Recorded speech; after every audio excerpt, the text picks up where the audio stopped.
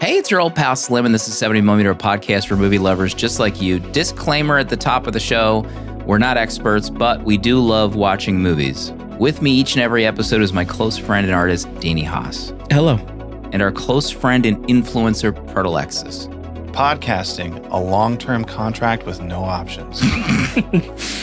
Every movie that we cover is connected to a theme for that month, and this time it's Shame Month. We're only choosing movies that we maybe should have seen by now. And you can use the chapters in your podcast app to skip to our main discussion from 1950 and Billy Wilder, Sunset Boulevard.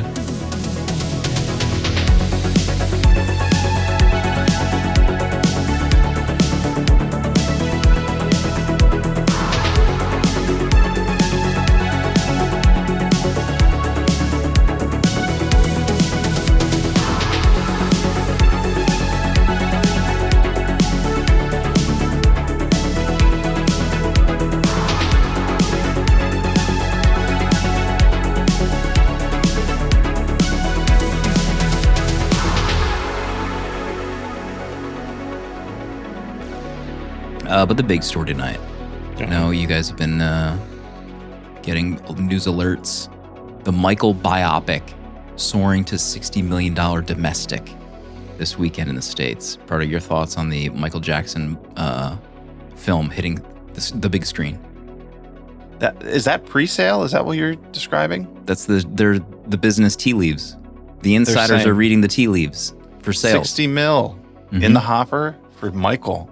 More than Bohemian Rhapsody. I believe it. You know, if you ask my older cousins who were born a generation before me, who's the greatest living or dead pop star, they'd say Michael Jackson. So I think there's still a lot of love out there for Michael.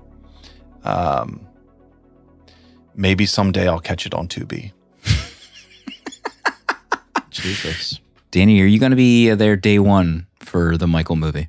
If someone messaged me and is like, there's a reference to Captain EO in this film, then yes, I'll be there day one.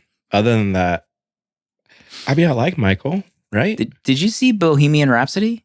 I did. Yeah, I love it. I am actually pro biopics. Okay. I enjoy them. Bold. I enjoyed Bohemian Rhapsody. I enjoyed Rocket Man. What's the Timothée Chalamet one? The one where he has the big nose. I don't. Marty Supreme. Say he has a big nose in the movie. Marty That's Supreme. Oh, Bob Dylan. Bob Dylan. Thank you. The Bob Dylan movie. I enjoy these. Dill. Completely forgot about that movie. Yeah, I did too. That came out last year. Oh my God. I'll probably see Michael. I don't know if I'll make it to the theaters, but I am looking forward to it. It does look pretty good. Okay. Tonight. Are you? Don't go past this. Are you going to see Michael? No, I'm not going to see it in theaters. The only thing I really know is that I think it's like his nephew, great nephew or something that's playing him it's pretty cool. in the movie. It's kind of cool. And that they had to like create a whole new third act after they filmed it because they didn't get someone's permission or they didn't legally have someone's permission to include them in like the finale. They had to like completely rewrite the movie, I think. Oh my. Because I think it dealt with, the murder? With Michael, It's parenting. You know what I mean. His theme park. Bubbles and Friends, I think. Oh, so, speaking of Bubbles. They didn't get permission from Haley Joel Osment estate. No, some estate didn't work out, but that's neither here nor there. Yeah. Tonight, we're getting into Sunset Boulevard to kick off Shame Month. It's the first of the month. This is Danny's pick. Big pick from Danny. Billy Wilder. We'll get into that at the bottom of the hour. Just a reminder, this month sponsored by Hims. The era of health as a luxury is over. We got into it last week during Falling Down. A big response from the Hims sponsorship last week. Yeah. A lot of positivity. Yeah. Big time. So, I mean, we're just getting started with Hims. Mm-hmm. If this is a fruitful collaboration, who knows what the future may hold. Party, you didn't watch anything this past week. You were like traveling or something? What's going on over there? What's happening? I wasn't able to. Well, I have been watching something, but I haven't logged anything on Letterboxd. I was folding laundry and I popped into Criterion. I can't remember why I went in there, but I was looking and I stumbled across a documentary. They have a series on there right now. Criterion puts together these collections, these curated collections on theirs, and they have one currently called VHS Forever, and I was like, oh, hello, what's this? Because Body Double was featured there, and I was like, oh, I just watched Body Double, so what other movies? And it's all these movies that might feature video stores and stuff like that. They have The Ring, of course, which is features a VHS tape, classic. But they have a documentary in there called Video Heaven. Oh, which is something I had never heard of before. And it came out last year, 2025. It's directed by Alex Ross Perry. It's almost 3 hours long. So I was like, hey, what the heck? Let me put this on. And I'm about like halfway through it. And I got to say, it is like catnip, I think, for people who are nostalgic for video stores and for the history of them. If you want to see like archival footage of like real life video stores of what was going on in the 80s and 90s, this has it. God. If you want to see old television commercials for independent video stores or Blockbusters or anything you can imagine, this has it. If you want to basically see every single movie that references a video store over the past 40 years from the 80s to the 20 to now, you will see it in here, and you'll have an understanding of what the video store was. And I'll just give a thing that I learned, and I really didn't know because I'm a kid of the 90s. I was born in the 90s, born in the late 80s, but alive mostly for the 90s. But it talks about like the early period in the 80s and what was going on with video stores. They say that video stores were so prevalent, independent video stores, that if you were at one, the average distance to the next one was a quarter mile. Come on. Can you imagine that? God. And we're not talking Blockbuster and West Coast Video. We're talking about a mom and pop shop running a video store. And then it goes through the decades, and it's talking about the cultural zeitgeist around videos, and it even references Body Double and says that when Brian De Palma showed that video store that they go to in the Tower Video in Body Double, that at that point people weren't even they wouldn't have really a frame of reference for a video store. That could have been people's first exposure to this idea that you go to a place and rent videos. So I mean, I'm just I'm basking in this documentary, Video Heaven. It really is. It is it has everything you could ask for in terms of the history. Yeah, you gotta fire it up. It's really, really cool. What you're describing about video stores being a quarter mile away from each other is now smoke shops, vape shops. Vape shops. Yeah. It really is. These vape are the shops video and stores Wawas of our day. Someone actually was robbed at a near smoke shop, literally a quarter mile from where I live. Okay. And the scuttlebutt on Facebook was that someone pulled a gun on the person working at the vape shop, and then later it was determined the person had a rock. They used a rock and threw it at the cashier's head. And tried to rob them. The original gun. Of course, the Facebook was followed up with, "What's happened to this town? When I moved into this town, there was no crime. Right. This is brand new." Brand new crimes. When are we opening a video store? I know. What's it gotta be? Maybe that's our play. If we get featured guests at the next con, we don't sign or anything. Store. We open up a video store, some kind of video store experience. Oh, what if we do our own Criterion closet? Yes. poor a man's con. Criterion. It's just VHSs, though. Mm-hmm. You pull a VHS off the thing and then you talk about it. Blue collar Criterion closet. Oh. While I was watching this, I was thinking that, like, if I could just walk through one of these old video stores, I don't even have to rent or buy anything. If I could just have the experience of, like, walking through and picking up VHS tapes, I'd pay for that experience. I would do that. Isn't that the last Blockbuster still that exists? There's one left, right? So. It's in Bend, Oregon. I've been there. Yeah. Should we just pilgrimage? Like an old Blockbuster right there. Is that the next meetup location? Bend, Oregon. It could be. Oh my God.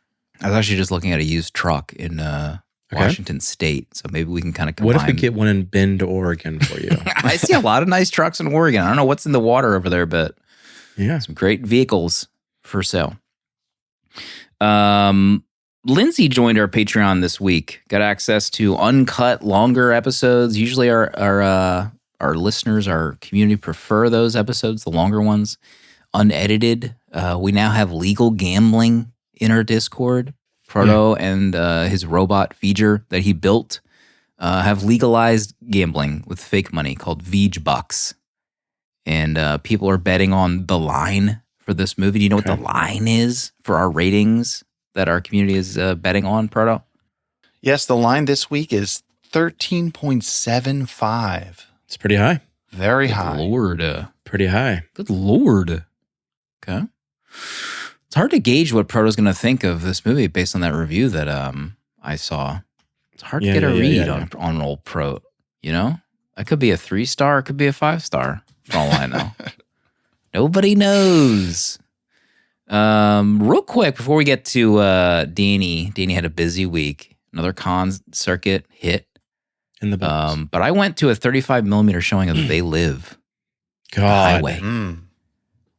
Support local if you can. They were doing their sci-fi film fest. The Highway is where we had our very first meetup. Yeah. Remember the Highway? That weekend we had in Jenkintown, PA? They did sci-fi film fest. They had a lot of great movies. They did the whole Back to the Future trilogy and then the next day. Dang. I asked James, my son, I was like, hey, there's this movie from the guy that did The Thing coming out in a 35mm. What do you think about a family movie night? And I told him it was about like a guy finds these glasses and can see aliens. That was essentially like my elevator pitch. That's good.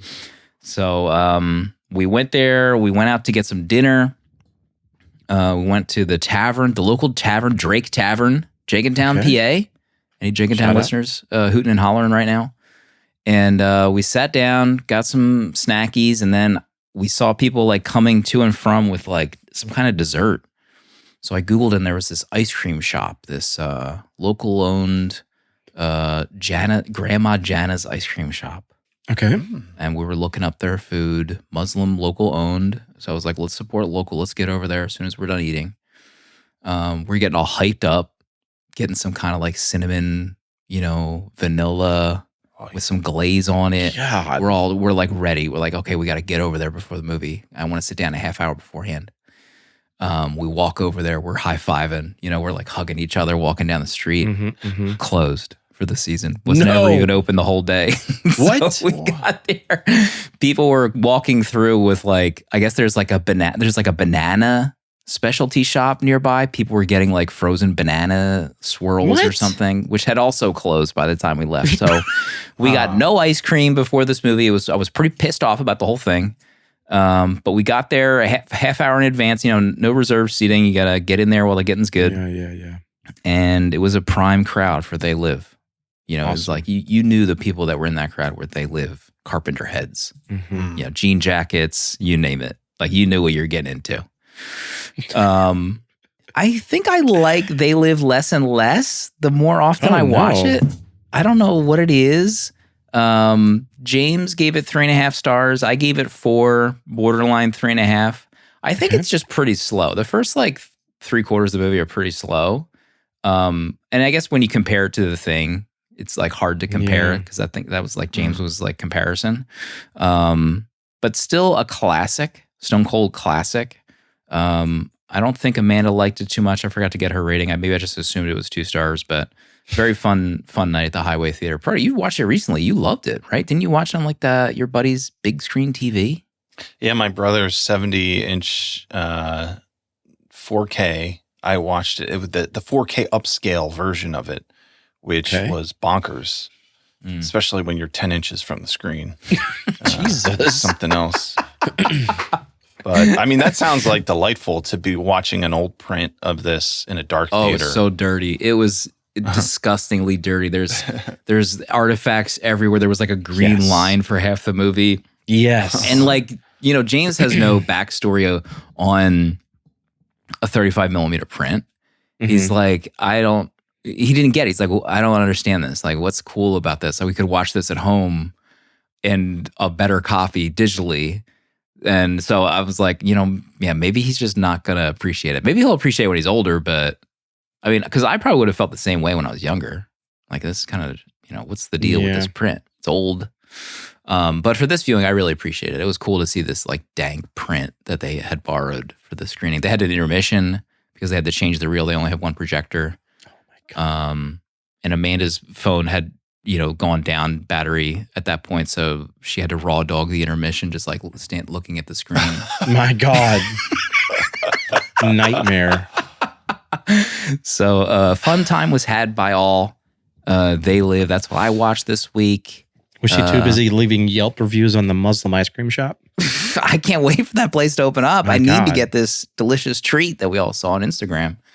Danny, what about you? You were a busy week. Busy What week, did you watch? Chicago C2E2. On the plane, I watched The Batman. Hello. Matthew Reeves? Is that the right first name? Matt Reeves. Matt Reeves, okay. The Master. The Master. And man, I fucking love this movie. It's too good. It's so good. I love the vibe of it. I'm trying not to be like overhyped for a sequel because, I mean, are we going to get the Empire Strikes Back version of our Batmans? Has Batman been the best comic book franchise ever? Like, has any other character gotten it so good as Batman has over the years? Wow. Superman. And let's move on. I can't get over this movie. And I jokingly put in my review that my favorite movie, Batman, is The Dark Knight. But every time I watch this one, I'm just kind of in love with it. I love the direction of it. I love Robert as Batman. It's just too good. We've already had a conversation about this on the podcast, so go back and listen. I don't know if I've rewatched it since we covered it. Yeah, I hadn't either. I hadn't either, and I saw it on the plane. I'm like, hell yes, let's just fire it up. I'm going to Chicago anyway. America's Gotham. It's pretty crazy how long it's been since that movie has come out, and I don't even think they've started filming yet. Yeah, they only just now like confirmed. It just that the keeps script is getting finished. like some random drops about what Matt's doing or writing, et cetera, et cetera. And then I fired up one for my hater lover's journey, and I watched Watership Down. Watership Down, and it was an animated film week that was a non-Disney, non-Pixar, non-Ghibli film. So I watched Watership Down from 1978. Martin Rosen was the director of it. I was pretty bored, if I can be honest.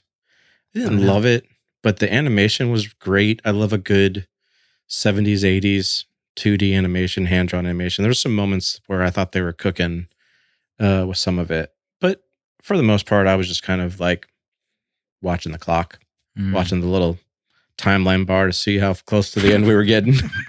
Because I didn't connect with it very much. And I'd never seen it before. How about the rabbit on rabbit violence? Yo, it's pretty brutal, honestly. This isn't a kid. This isn't a kid film. Yeah, it really isn't. It's I didn't know they could go. There's a really funny shot where two rabbits are kind of heading out to an open field, and one gets a little bit further ahead, and it gets absolutely murked by this eagle. And the look on the one's face as it watches its friend just disappear had me laughing so hard. And I know it wasn't supposed to, but it just caught me off guard, and it was pretty funny. Anyway, that's just part of my journey. Moving on. How was your con? Convention was fantastic. Yeah. Chicago was bumping. Our con's back. Are we back? Are we back? And it feels good. It's a good crowd. Met a lot of great people. I just had a great time. I love Chicago. I really love Chicago. Did Timothy Zahn ask about us? Not at this one. No, I don't think he was here at this one. Okay. He was at the one before this that I sat next to. Yeah, MegaCon, Orlando. What's the next one that you're planning for? Next one will be end of May. I'll be in Philly with the Philly boys for Fan Expo Philadelphia. It's the last weekend in May. What are we getting up to that weekend? My God, Can you imagine? I just, Can you imagine what we're getting up Phillies to? action, little baseball. Is there any movies coming out that week? Little Netflix house. I don't know. You tell me. Oh my God, Netflix house. All I know is we're getting up to it, whatever it is. Let's go. We got a couple months. Okay, we got to make some moves. Yeah. Everyone's just stay calm. End of May. Watch out. Locally, watch this space. Watch this space and watch out. We'll be having Hims pills in our pockets. My God. Ready to go. Ready to grow our hair back, right? Yes, we are filling in the patches, right? Of that have been caused by age, right? Okay, and kids, yes, and children. This is episode 305. We're kicking off Shame Month, movies that maybe we should have seen by now. And this one is from 1950, Sunset Boulevard. This is Danny's pick to kick off the month. Proto, what's this movie all about? Joe Gillis is a struggling screenwriter scraping by in Hollywood. He's desperately trying to sell a script to pay for his car loans, but when there are no bites, he goes straight to begging for cash. As luck would have it, he pulls into a seemingly abandoned mansion with a flat tire. But it's not empty. Instead, Norma Desmond, a former Hollywood star of the silent era, is entombed in her home with her vigilant servant, Max. With no other prospects, Gillis takes the offer to help Norma edit the script that will launch her back into the spotlight. But that's not all Norma is after, and it may be harder for Gillis to pull out of that driveway than it originally appears. Sunset Boulevard. Norma has needs. She's just like anyone else out there. Yeah. She has needs. Hims pills weren't invented yet. She had natural Hims pills she was on. I have seen Sunset Boulevard previously. Okay. Let me look up the Billy Wilder filmography. Mm-hmm. Billy, the Wild Man. Double Indemnity, obviously a classic. Have seen that before. Some Like It Hot. Community college. You had to watch that in community college film class. Really? That was like day one. Some Like It Hot. I have only recently, maybe in the last few years, watched The Apartment for the first time. Mm-hmm. That was, I think that might have been one of my other maybe potential picks for the first time we did this theme a couple years ago. Was The Apartment. So I've watched the big ones, I guess you could say, for Billy Wilder. And I have seen Sunset Boulevard. I was really taken by it the first time I watched it. And that was 2018. I haven't watched it since then. Okay. Proto, what about you? I watched this in 2021, so 5 years ago. And I had a grand old time with it. I'm trying to look to see if this was my first Billy that I watched. I think it was, because then I watched both The Apartment and Some Like It Hot for my AFI journey, which I did in 2023. Oh my God, I forgot about that. Oh, and then I have seen also Double Indemnity, which was, okay, I watched Double Indemnity right after, like a month after Sunset Boulevard. So I think, I think that was like the thing that kicked it off for me. It was watching this. And it was my first, I think, real Billy Wilder exposure, other than I haven't seen his version of Sabrina, but growing up, the 90s version of Sabrina with Harrison Ford was a staple in my home. So that's probably the closest I got to a Billy Wilder movie before Sunset Boulevard. Mm-hmm. And this cast of Sabrina, though, Bogart, Audrey Hepburn, and William Holden again. William Holden. I didn't realize until this rewatch that William Holden was in Bridge on the River Kwai. He was? I couldn't even like picture it. Huh. That's another movie that I'd love to cover on the show at one point. Yeah, me too. Oh, he was a Casino Royale. He got around. The He had quite the I guess, later career. He got an Oscar for another Wilder movie, Stalag 17, which I had not seen. What the? He won Oscar. He's in The Omen 2. Towering Inferno. The Network picture. The Wild Bunch. So he's been in some big ones. William. Okay.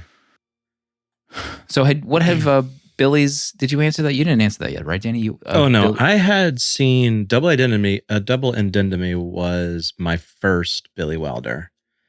Absolute banger. I love that film.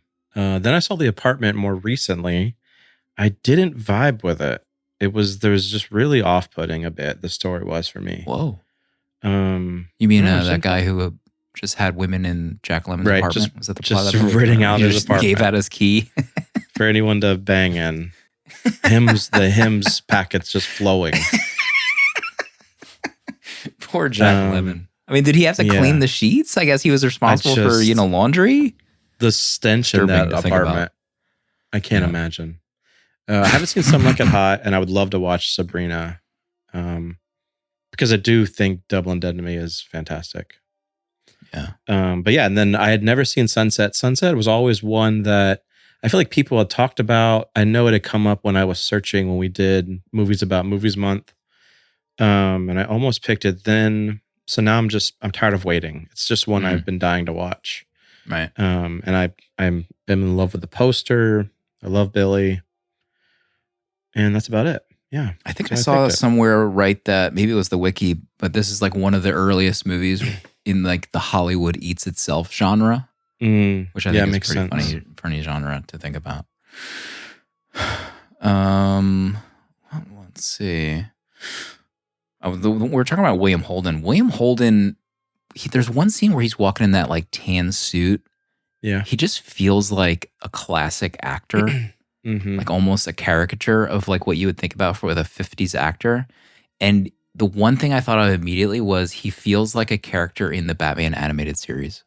Oh. Like just the way he carries himself in that suit. Like you can see him in the background or even just as like Bruce Wayne walking around. It just looks like, so much of that show obviously takes from this era. But yeah, that's a great poll. Danny, what's the top of your list? First time viewing? I mean, top of my list is the conversation of Hollywood eating itself, because I was shocked watching a 1950s film that was so meta in the conversation it's having about, the coming out of the silent film era into, films that have talkies, I guess they were called. And then the conversation of, how writers are treated on top of like aging actresses. And I was just kind of impressed with, that kind of storytelling that Billy was doing for this film. That just felt like something that, like this movie felt like it could be made now and the conversations still exist on how we, treat actresses who, are aging, or how writers have their stuff stolen, or, that kind of meta conversation was blowing my mind. And then watching a part of the making of this film. So Gloria Swanson was a silent film actress who had this kind of same story. What was crazy to me was Eric von Stroheim, Max, her butler, was a silent film director who directed Gloria Swanson in her films. That's wild. Okay, here's where it also gets wild. The film he shows them for her and Joe to sit down to watch is the film that he directed with Gloria, called Queen Kelly. That film almost wrecked both of their careers because of how bad it was, and it almost ruined their relationship in real life. So it's like, this movie is incredibly meta in the conversations it's having, just story-wise. And then to have an actress who has already kind of lived this tale And then to throw in a director that she worked with in silent film, showing her silent film that ruined her career in this film as she's watching it with Joe on the couch. It was just rocking my world learning all about this film. Yeah. So I was just for a 1950s film to having these kind of conversations, it was incredible. Yeah, it's crazy how like on the nose everything is in this movie. Mhm. Like, and you know, we probably will say it like a bunch, but like from 1950, like I guess in our heads, we're not expecting this kind of like meta commentary this early on. Yeah. About like such things, but yeah, it's crazy. And like, I guess she was really like a huge star in real life, like Gloria of that like silent film era. Yeah, the stuff with the butler, the director, and I think I read a little bit like he was like really hard to work with, and he like adapted and eventually kind of became that character actor and stayed in Hollywood. Yeah. Whereas Gloria, you know, almost didn't maybe choose to adapt or couldn't or what have you, and her career went a different direction. But yeah, really wild. Even on multiple viewings, it's still crazy. Even they said that even the line where she talks about when she enters Paramount Pictures gates and she's like, I made the studio what it is, or something, whatever, how she says it. Like that's almost true when it looks back at her career as a silent film actress as well. It's almost hard to comprehend that. Like the thing that amazes me about this is that this came out in 1950, which is almost 40 years before I was even born. And at this point, like the movie industry is old enough that there's this whole era of film and stars that is like already forgotten. Oh yeah, within the public sphere of. I love those little moments, like when they go to the studio and they're like, oh, that's Norma Desmond. Remember Norma Desmond? And they all like gather around her and like have this moment of like she's like this, you know, vintage artifact that someone's uncovered. But the fact that like that they're talking about that in this context in 1950. And like for us, I feel like we talk about classic movies. I mean, to go before like the year 1940 is kind of like pushing it. We're like, I don't know, there almost should be a different term for movies that are before the like. I mean, that's just like ancient, right? Like, like we don't. I mean, we've watched some old movies, like some silent movies, but we're not really touching movies before 1940 much. Yeah. And to think of like all the movies that were made and all the money that was made and all the history that there is at that time, that is just like completely, probably a lot of it just gone. But like this movie in some way is like an artifact of like a remembrance of that time. It's just so fascinating to me. I mean, what's like is there a modern equivalent? Like this is still kind of modern, but like, has there been another shift in Hollywood that is like similar to that? I guess probably not, right? Like this was a cataclysmic shift for so many people that couldn't adapt. But I mean, the only other thing I can think of, and I don't even want to bring it up, just everyone, I don't want to bring it up, but it's just us. AI. Yeah. I mean, that shit feels like it's coming. You know, what if? Yeah. Well, I think there's probably things that they had less an effect on like actors, and maybe it's like more of like people that we're not aware of. Well, I think of like special effects, right? Like, because we watch movies and we're like, oh, the practical effects, and like you can see it. Or even like when digital started becoming like a thing, or like shooting on digital film. But I think you're right. I don't think like to have something happen where like actors themselves could not adapt to a new, like the changing of the medium. Like this, you know, people are still talking. Maybe if you can't work on a green screen, maybe there's like something there, like certain actors couldn't adapt to that or like just retired. But we don't really hear about that, you know, in the same way. So, Attack of the Clones. Remember that movie? It was all green screen. Right. Yep. That's when everything changed. Everything changed. I saw a Reddit video of an animator from the original Toy Story, like walking through how I saw that too. Oh my God. Can you imagine doing that all day? And that's your job. And like, I think a few people like commented like, yes, it's painstaking, but also hand-drawn animation is painstaking in a different way. And, claymation is also painstaking. It's just like For the love a of the game. different kind of painstaking. I don't know. That they're all probably just so laborious to someone who doesn't do it. But God, I can't imagine. Mm-mm. Proto, top of your list?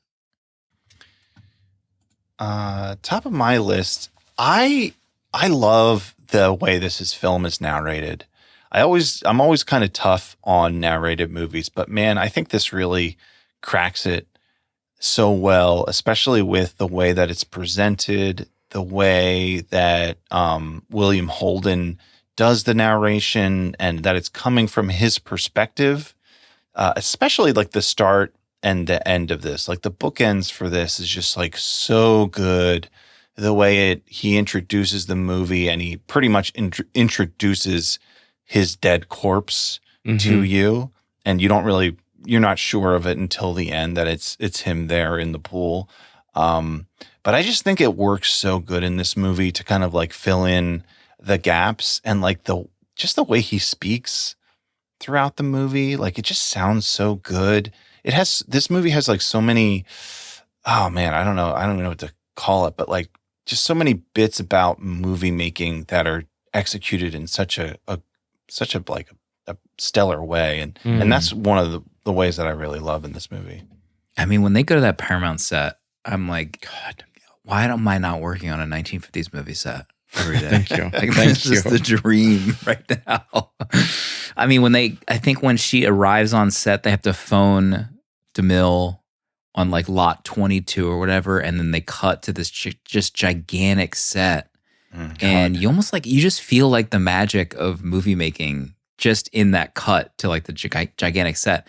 And then when he is walking with Betty at night, when they're writing the script, they're walking through the town, and I honestly didn't even see the painters like painting the fake backdrop. But I was fooled right away. I was like, that looks real to me. And then they show the guys like painting the wall to do this like fake night sky. Man, it's just so cool to see like the movie making aspects of this era. And it feels like I need to discover some kind of Ken Burns 9-hour, the history of making movies through the centuries or whatever. So I can just see like all this behind the scenes stuff, because it's just so rad. Like the old Paramount News logo on that car at the end. Insane. Paramount News? Like what? It is kind of wild. That was wild to like, I'm turning on my Paramount Plus streaming app and then to watch this movie and be like, oh my God, it's the same font and same logo from 1950. Which is, how rare is that now with all the consolidation in all these apps? Like that Paramount still exists in a name, and like we watched a movie, that had that. Like Universal exists, but all this stuff is named different. Like Peacock, one of the worst names for an app ever. But I mean, is it Paramount, Universal? I guess Warner Brothers, but Warner Brothers, I don't know. Like it feels like it's just changed so often, even in the last like 10 years. Yeah. It's like do we rally behind company. Paramount now? Yeah. Do we rally? Yeah. I do love that aspect, Proto, of the narration, because it's funny because, I mean, my first point is talking about how meta this film is, but on another level, there's still a noir murder mystery that this film starts out with that's also being kind of told in reverse after we see the murder in the beginning of the film. And I think that's brilliant too, that we have, such a crazy eat the industry kind of conversation, but also it's a film noir also on top of everything. Like what's Gloria or Norma, her losing it, or just her crazy acting and dealing with Joe the whole time. It's just crazy. I saw somewhere like also call it like, you could say it's like a horror movie with like his relationship with Norma and how like screwed up it gets. But I guess that was probably like one of my points is, William Holden thinks he can kind of manipulate her into getting a free ride, which works for a while, but then he's ends up being the one who's being used like halfway through. Like she is I mean, it's so crazy. Like he pulls into this old mansion. I'd love to just walk through that old mansion in 1950. Yeah, like it's a set. decrepit front area. It looks so cool, just like this giant estate. Mm-hmm. But like he realizes, I could probably make some money here, just maybe work on this terrible script, and I guess live here. Like how she has his stuff moved in like the next day from his apartment. How crazy is that? One Pull of my the ripcord right away, Joe. When that happened, you're in danger, Joe. But she already paid his back due rent. She paid 3 months rent by that point. So you're like, well, how far can exactly. I take this? Where are the Hemspeels? And I know she's billed as like this aging actress, but I think she was only like 50 when filming 50. the movie. I also had to Google Holden's age. He was 31, I think, when they filmed it. Oh, wow. He looked 45. He did. He 100% looked 45. But yeah, like, so he does start working on the script and he's like living there. It's a very strange relationship. And he even narrates how like it's about to get even weirder when they do like the New Year's party and there's a band playing and nobody else was invited. It's just those two on the dance floor. God. I mean, that is probably a ripcord moment. Yeah. But like the butler talks about the melancholy that she experiences and that she attempted to take her own life in the past.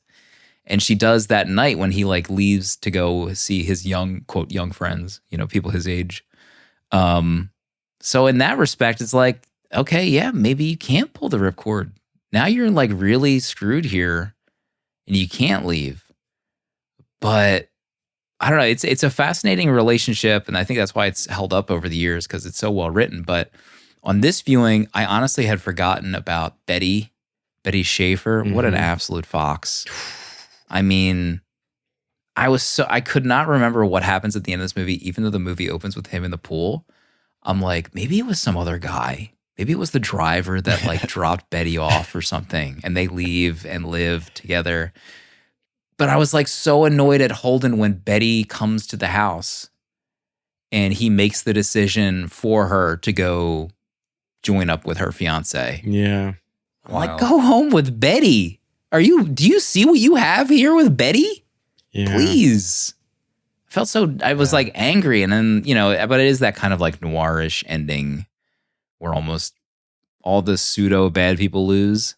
I don't know. Pro, what did you think about their relationship and how things progressed with the Betty character towards the end? I think the descent, Joe Gillis's descent into captivity with Norma is really amazing in this and the way it unfolds. Like the first sign you see, of course, like him moving in and like setting up the room for him and then eventually getting him into the house. But even when they're watching the movie, her like taking his arm and grabbing onto it and him being like, what the hell's going on? But all right, I'll keep going with it. But I think it just shows like how much power that like you can have over somebody just simply with like money and stuff.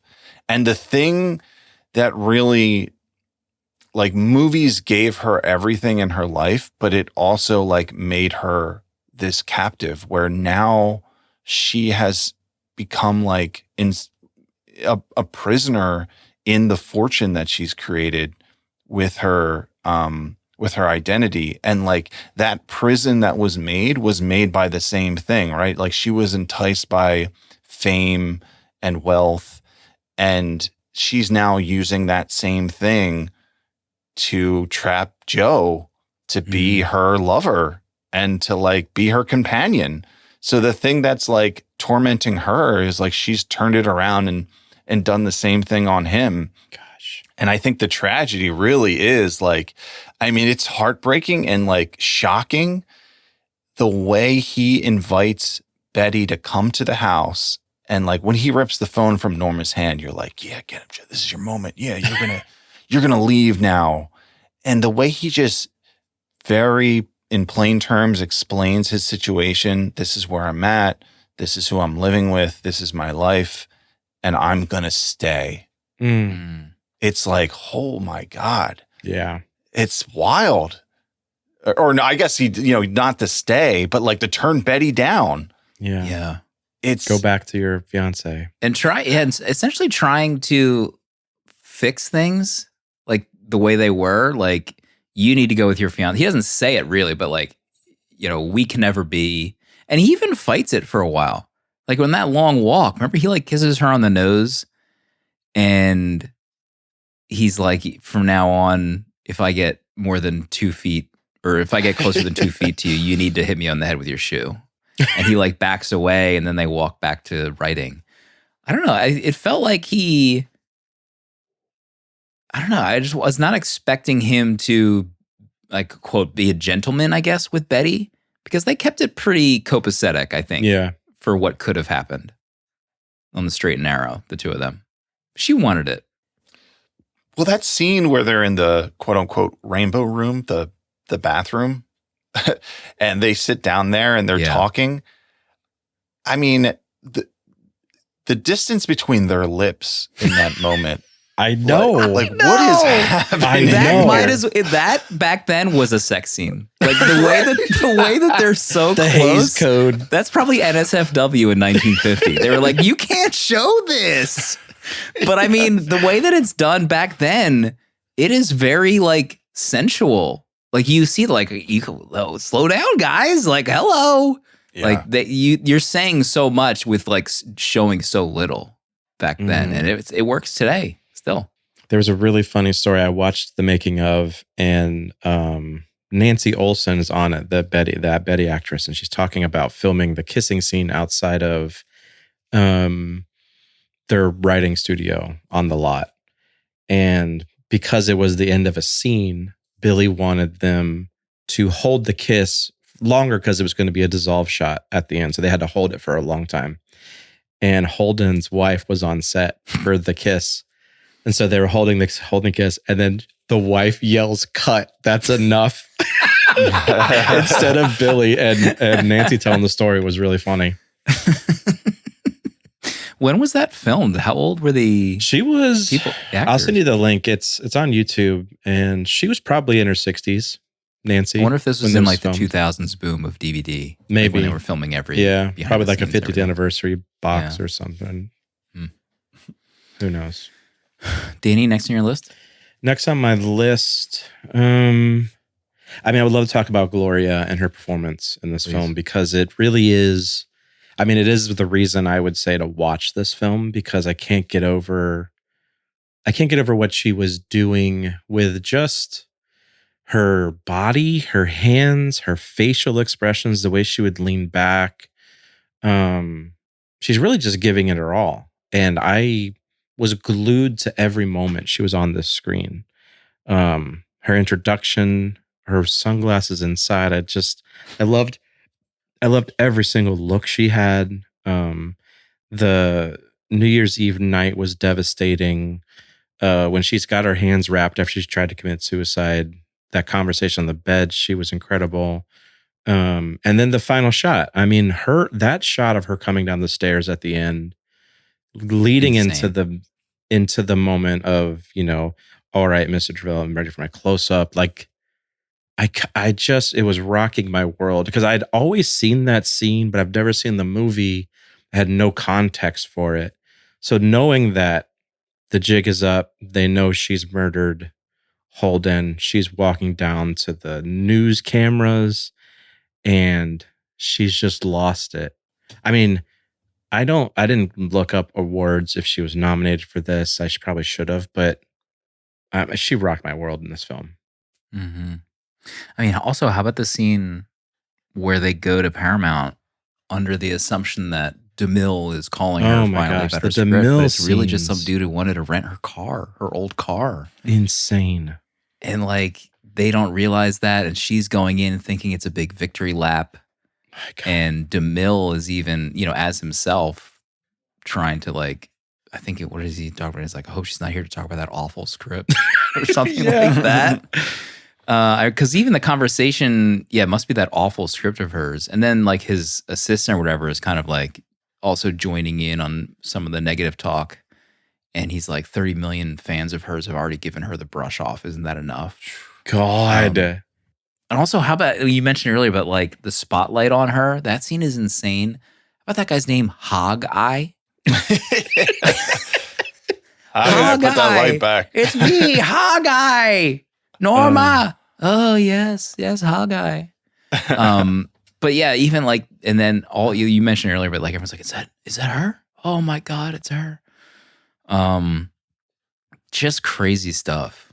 But it's also like looking back, they couldn't have given her some roles back then. I mean, she's not like, I can't remember what movie we watched where some of the actresses just had like really bad voices, so they couldn't adapt to talkies. But you know, you feel terrible. Like, come on, someone can't throw her a bone. You know, give her a few roles here and there. But not to bring it up, but the movie Babylon kind of does talk a little bit about this like transition between silent and talkies. That, you know, it explores that a bit. I think what's really cool about Gloria's performance in this is that like she, like, without, again, as like someone who hasn't watched her movies as a silent film star and like not having the context, just the way she's like acting and like behaving as a person, it's almost like she's still is like in the movies, even though she's just like in this home with no one else. And that is like, you can immediately read that without knowing her history or without seeing those old movies. Just from her performance alone, you can tell that this person is like wrapped up in the person that she was before. And to the point where like, it's not that she's acting, it's that like, this is now who she is. Like, she isn't anyone else other than the star that she once was. She's so lost. And I think that's why it's so impactful at the end that like, this false reality that she's made for herself has like bled into actual reality to the point where she can't like contain it anymore. And Gloria Swanson's performance is just like unbelievable. Like the things she does with her hand, like that claw thing she's doing. And I'm like looking at it, I'm like black and white, and it's pretty stark. I'm like, is she like gripping like a pillar or something? It looks like her hand is like wrapped around something. But then you just see that it's like, no, she's just like doing these weird poses. And it's so effective in just conveying her state of mind. I mean, also like the writing in this movie is pretty nuts. Like there's so many great, like just one-off lines. Like even when it starts, you know, the famous line, he'd look at your heels and know the score. She talks about how I am big, it's the pictures that got small. Like all that stuff still holds up almost 100 years later. Like, and it's still like cutting and works. It's not like, it doesn't feel dated really, like all these kind of short lines. Her acting is like a number, like up to 11. Like she's still doing the acting from the silent movies, the way she moves. Proto, next on your list? Well, you know, the other performance from Eric von Stroheim, I mean, his performance as Max is just awesome as well. I don't know if you can call it a twist, but like the reveal that he gives that he was Norma's first husband. Oh my God. When I first saw this, like my brain fell out of my head. Like I could not believe that.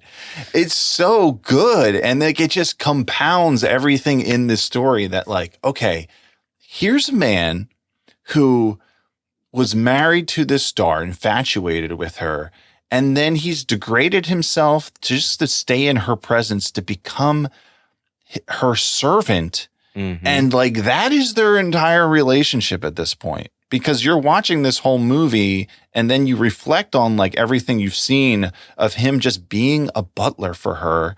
And then it even makes it that much worse when they bury the chimp. You think like, oh my God, she had like a chimp companion instead of her ex-husband. God. Like just imagine Max like spoon feeding this chimp for his ex-wife or whatever was going on. It's like, that like just makes it that much more sinister when you think of like what Joe has gotten himself into. It's like, dude, you don't even know what you're mixed up in right now. Like this is really bad. Yeah. He even says, I think he says at the end where that reveal, doesn't he feel like responsible too? Or like he said it's like partially his fault for getting her into the business or for like, casting her at a young age. That probably also plays into it. Like he feels some kind of responsibility to take care of her. Yeah. Mm-hmm. Him faking all the fan mail. Oh my God. Yeah. That was great. Also another great reveal there. Yeah. Like is she's not getting the fan mail? Right. Because we see her signing all those photos as she's yelling at Joe that one time. How can she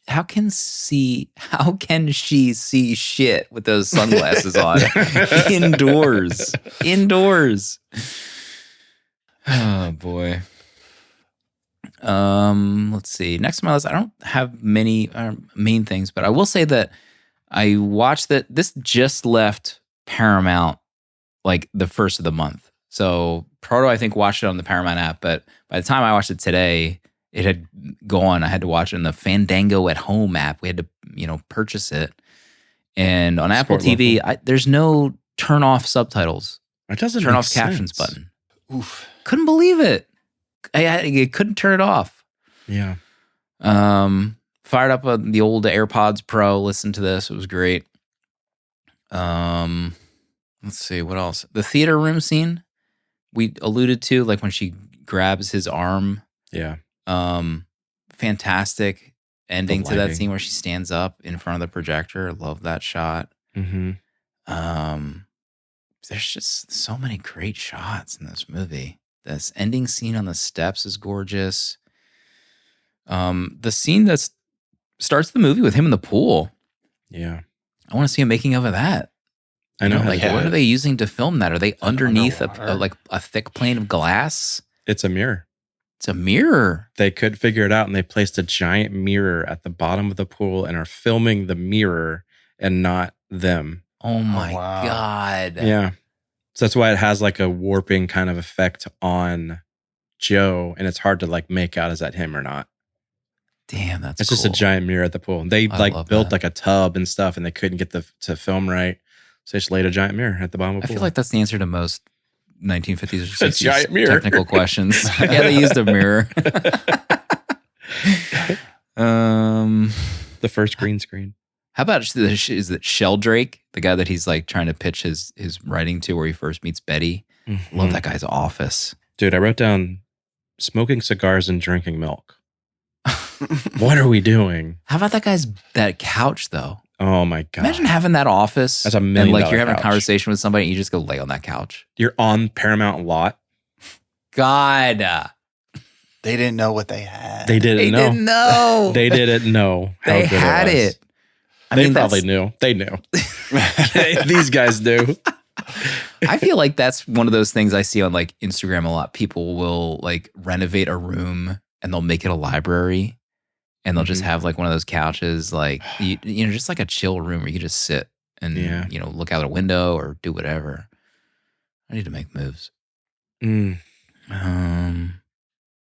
final point. Menchie's. Menchie's. Franz Waxman did the music for this. Also the composer for Hitchcock's Suspicion, Rear Window, Rebecca. He did the Philadelphia Story and also Bride of Frankenstein. Whoa. Just awesome. Good score. I couldn't get over every time I was looking at Norma and thinking about how it feels like Chappell Roan made this her entire personality. Just the way they look, so similar. Her the way she acts in public, it just blew my mind. Couldn't stop thinking about Chappell.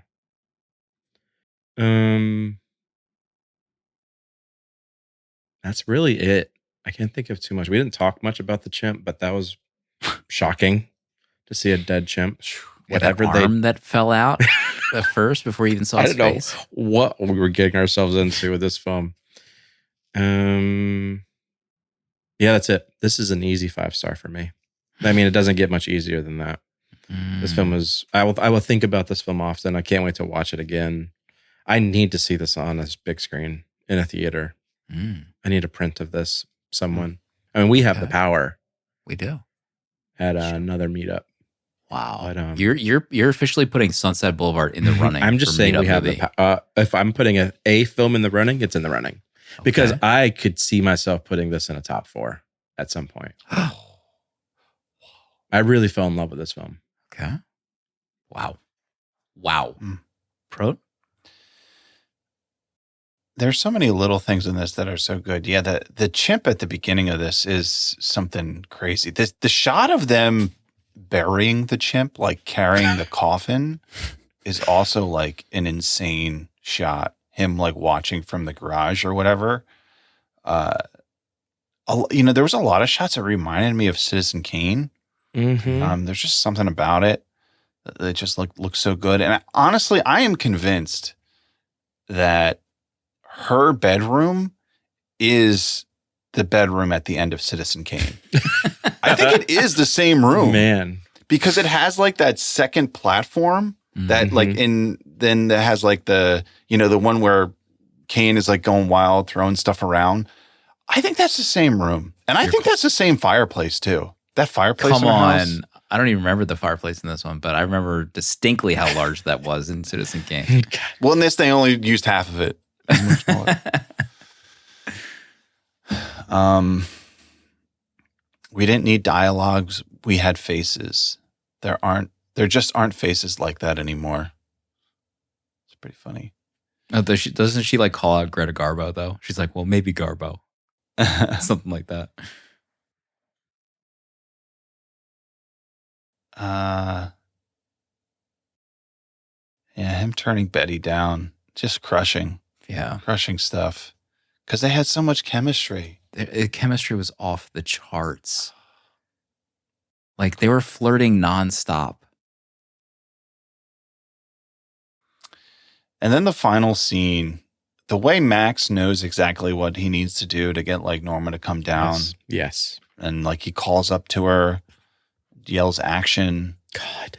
Yeah, that scene is like it man, it's like if you're going to give like, I don't know, like a top 10 of like movie scenes that are like important, I feel like this is a scene that you have to consider. There's just something like the essence of movies encapsulated in this scene. It's just so good.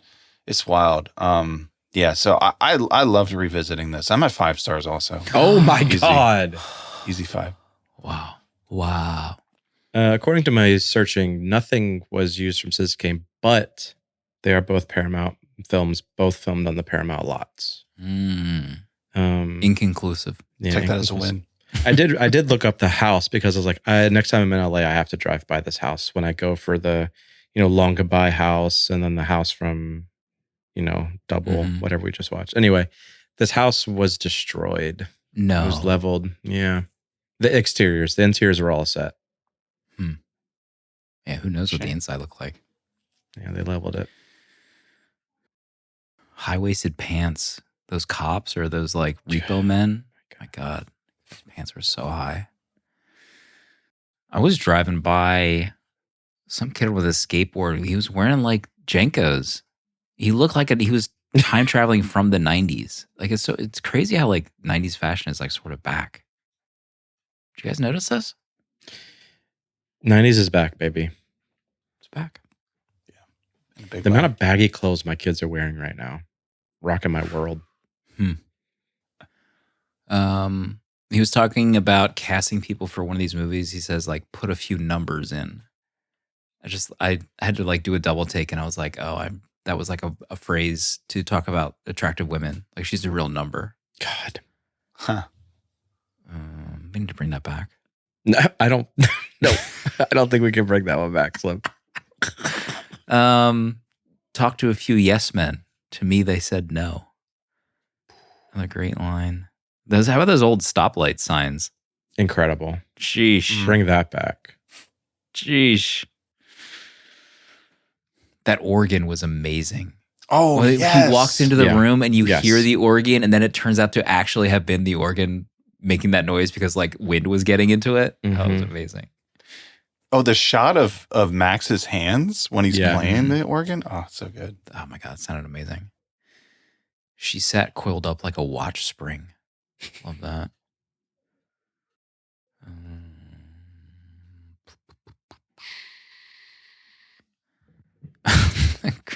When they're suit shopping And the salesman like whispers into Holden's ear. Yeah. He's like, well, as long as the lady's paying for it, why not get the Vicura? Mhm. And then it like zooms in. It's like, done.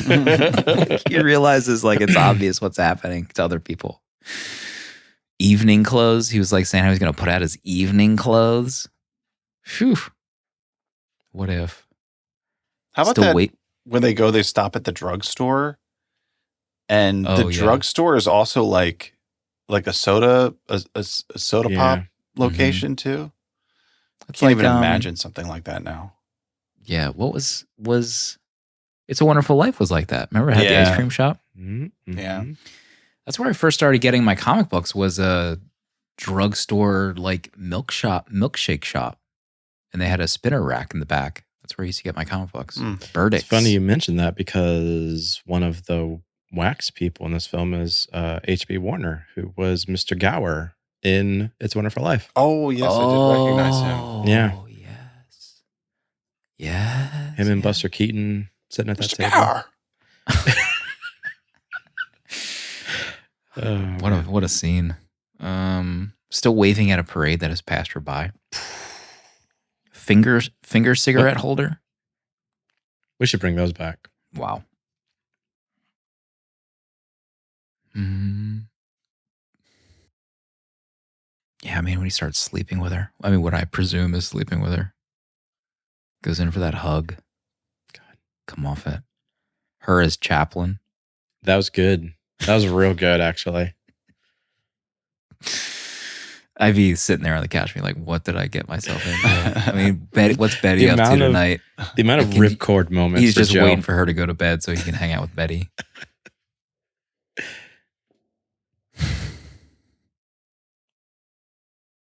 You know, I've lost 0.5 pound since Tuesday. One of the saddest things I've ever heard. God. I mean, that regiment she was doing. You can lose 0.5 pound by doing like anything, a bowel movement. You can lose 0.5 pound. Lose 0.5 pound every morning. Oh man, Betty. I mean, I feel like the same way when we did Vertigo. Who was the artist that had the hots for our boy, and he couldn't quite get it to figure out? Midge. Oh my God. Midge was another fox. Barbara Bell. Midge and Betty. These dumb idiots. They don't know what they got going on. No blood in the pool. Notice that. Very clean looking pool for some guy who just got shot 3 or 4 times. Got shot 3 times. And then, of course, like, you know, maybe this is lost on people now, but at least when I was growing up and we were growing up, like, Mr. DeMille, I'm ready for my close-up. Mm-hmm. That was probably maybe top 3 movie quotes of all time. Yeah. Like, that is, you know, the quote. One of the quotes. Yeah. And that was just, like, untoppable. And we're talking maybe, like, you know, mid to late 80s into the 2000s. Like, that was it. You couldn't get any bigger than that. It still kind of feels, when she says it, it's still hit. Like, oh, this is that line. But we're old. You know, what do people younger than us think? I don't know. They're losing touch. Sunset Boulevard. Hopefully it still hits. What's my rating? Golly. Do I go 5? Follow your heart. I mean, should I even be allowed to give my rating if I know the line? Right? Is that legal for me to place ratings? Unless you're going to give 3 stars, Slim. It doesn't matter at this point. We've been given the line every show. I know. I'm going to give it a 5. Oh, give it a 5. God. I'm going to go up. 4K looks really good. I'd love to get a disc of this. There's probably some really expensive like box or something for Sunset Boulevard. That would be dynamite. They did a really nice 75th anniversary box set for the 4K. My God, 75 years. Sheesh. We have a VM to play, so let's get into that right now. Hey, 70 millimeter friends. Kelly here. Yuri949 on the Discord. Hello? I thought I'd try another voicemail to say, what's up? First of all, I Love wanted to tell you that I love the new theme music. It's Oh, super yeah. fun. And it has me dancing at my computer at Hell work yes. whenever I hear it. Also, I wanted to express how happy I am that we're finally done talking about the Star Wars sequel trilogy. Let it out. I know that might not be the popular opinion. It probably And is. probably Danny would refer to me as a, quote, drive-by Star Wars fan. Oh, get But his if that's ass. the case, I'm proud of it. Because now we can move on and talk Yeah. about more important things. Like the excellent movies coming up this month. Yes. You're back on track. And I'm excited to watch all of them. So I'll just close out with a humble suggestion. Oh. It's been a while since there's been an animated film on the podcast. Mm-hmm. In fact, the last time there was, it was The Wind Rises, and that was 10 months ago. Wow. So I thought I'd just point that out to you. Okay. And I'll talk to y'all later. Bye. Dang. Wow. Okay. Putting our Kelly. feet to the flames. Kelly She's calling had us enough. out. Kelly's had enough of Star Wars. She's had enough of no animated movies. Yeah. We almost did an animated theme for this month, right? Is that this we're month? Very, very close. I mean, my Plan C pick was an animated movie. I didn't say that on the You show. didn't say your plan C. I didn't say my Plan C. Can you say it now? Now that I'm about to reveal brought it my up. Plan C. Okay. This was really tough, but I almost offered up Grave of the Fireflies. Yeah. Excuse me. I know that's like a dark a big movie, depressing. Oh, it's so depressing. big one. But I almost threw that up there. It's okay to get dark once in a while. 4.5. That's number 26 in the Letterboxd Top 500. It's an insane Wow. Ghibli film. Maybe one day. Yeah. Maybe. Thanks, Kelly. All right. Next week, it's Proto's turn. Okay. Proto's time to shine. Yeah. Next week. Kingdom of Heaven. From some would say a master. Now, there are multiple versions of this movie available. This is from 2005. Let me just read the synopsis briefly. Balin of Ibelin travels to Jerusalem during the Crusades of the 12th century, and there he finds himself as the defender of the city and its people. Orlando Bloom, Ava Green, Liam Neeson. So there are multiple versions of this movie, and Proto, I do believe we will be watching is it the director's cut? It's a little longer. Director's cut roadshow version. Okay. And what does that mean? Well, Reddit tells me that the roadshow version includes a overture and an intermission. Hell yes. That's how you know it's going to be good. Mm-hmm. Mm-hmm. I mean, when you're over 3 hours long, we all need God. we need that Okay, intermission. 3 hours. Because I think the theatrical is 2 hours, 20 minutes. So I Okay, guess something another like 40 that. minutes of footage or something. I don't know. Yeah, something like that. So get comfortable, then take your bathroom break, the intermission, Perfect. get some more popcorn, and settle in for a night like no other in Jerusalem.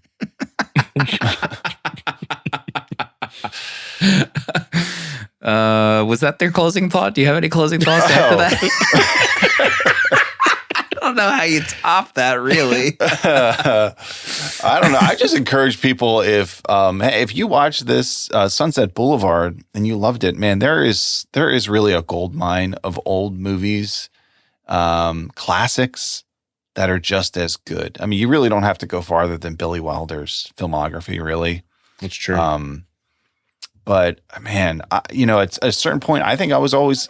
Sometimes I'm still hesitant. It's like, oh, black and white. Do I want to watch this? But man, when you watch the good ones, it's special. It's different how they're made, and you really grow to appreciate these older films. So anyone who's feels like they're discovering maybe classics from this period for the first time, keep going. Keep watching them. There's so many good movies. I'd recommend David Lean's movies, his early movies, Oh. Brief Encounter. My God, so many good pictures out there. Brief Encounter, my God. We'll see everybody next week for another classic, Kingdom of Heaven from Ridley Scott.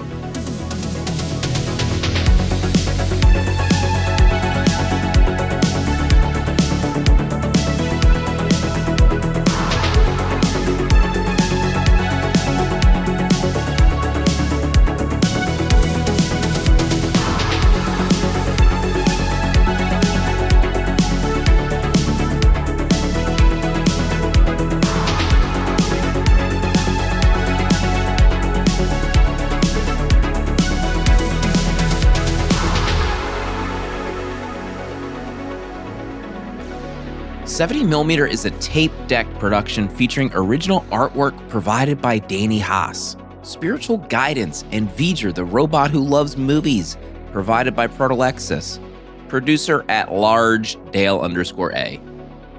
Music for our main show, numbered episodes composed by Tim McEwen of The Midnight. Prints and other merch are available at 70mmpod.com. This episode was mixed, edited, and produced by me, Slim.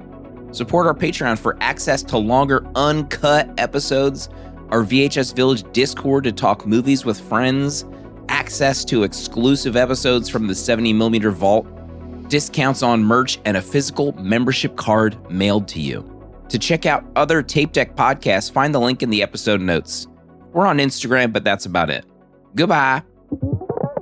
This is a Tape Deck podcast.